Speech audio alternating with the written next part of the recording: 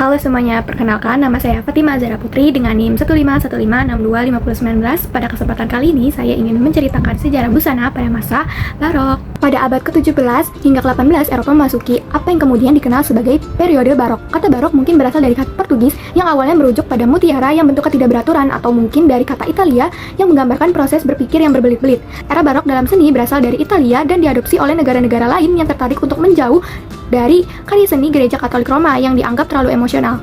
Berakhirnya perang 30 tahun dan restorasi Raja Charles II di Inggris mengakhiri pakaian pria bergaya militer. Di awal periode Barok, yang membawa jas, rompi, dan celana panjang menjadi tren kain pilihan untuk kaum bangsawan. Gaya pakaian era Barok untuk wanita. Pada awal era Barok, dalam dunia mode, wanita mengenakan rok mengembang, bahu longgar, dan lengan lebar. Wanita kelas atas pada masa itu mengenakan manteau, pakaian yang mengembang di bagian belakang dan menjuntai seperti ekor gaun. Rok berbingkai memberikan bentuk persegi panjang pada siluet. Kain terbuat dari brokat emas dan perak yang tebal. Wanita lebih suka memperlihatkan garis leher mereka. Perubahan signifikan dalam mode busana wanita terjadi dengan menghapus rok berbingkai diganti dengan bantalan, menghasilkan siluet yang lebih lembut dan tidak terlalu geometris untuk para wanita. Bantalan tersebut terdiri dari sejumlah rok dalam yang terbuat dari kain tipis.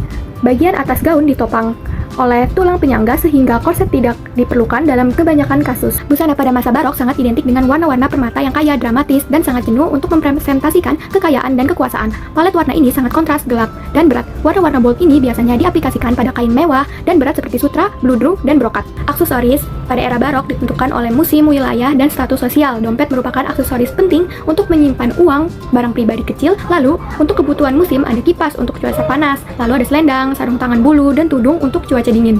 Sepatu pada era Barok. Sepatu hak tinggi populer bagi pria maupun wanita, biasanya memiliki ujung runcing atau melengkung dengan pengikat berupa gesper ataupun pita. Kaum bangsawan menggunakan bahan merah seperti kulit, rudu, atau damaks, sedangkan kelas bawah menggunakan bakia kayu. Lalu ada sepatu luar yang digunakan khusus untuk melindungi sepatu mewah dari lumpur dan juga kotoran jalanan. Kecantikan dan kebersihan pada era Barok bertentangan dengan mitos populer masyarakat era Barok tetap mandi secara rutin. Lalu ada plester dekoratif atau moistures digunakan untuk menutupi bekas luka cacar sekaligus berfungsi sebagai pemanis riasan. Lalu terdapat riasan wajah populer saat itu mengandung timbal atau kerus yang sangat beracun dan juga berbahaya bagi kesehatan, namun tetap digunakan demi tren. Lalu juga ada yang mengatakan era Barok menggunakan riasan alami. Perhiasan pada era Barok memiliki fungsi dan makna sentimental seperti simbol identitas. Lalu menurut kepercayaan medis, permata tertentu diyakini memiliki kekuatan penyembuh dan juga pengaruh positif bagi tubuh jika bersentuhan langsung dengan kulit.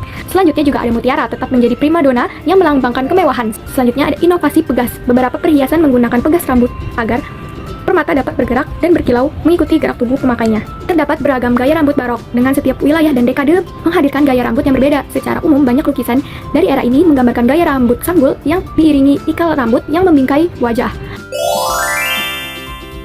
Saya memakai rok putih yang saya sudah isi dengan bantal, lalu saya tambahkan beberapa kain lagi pada rok tersebut. Lalu juga saya menambahkan hiasan untuk di sekitar leher. Selanjutnya saya memakai kain yang saya ikat dan dijadikan sebagai korset. Bentuk dasar busana pada era ini adalah bentuk busana bungkus. Selanjutnya saya memakai topi kecil sebagai hiasan di kepala dan kalung mutiara.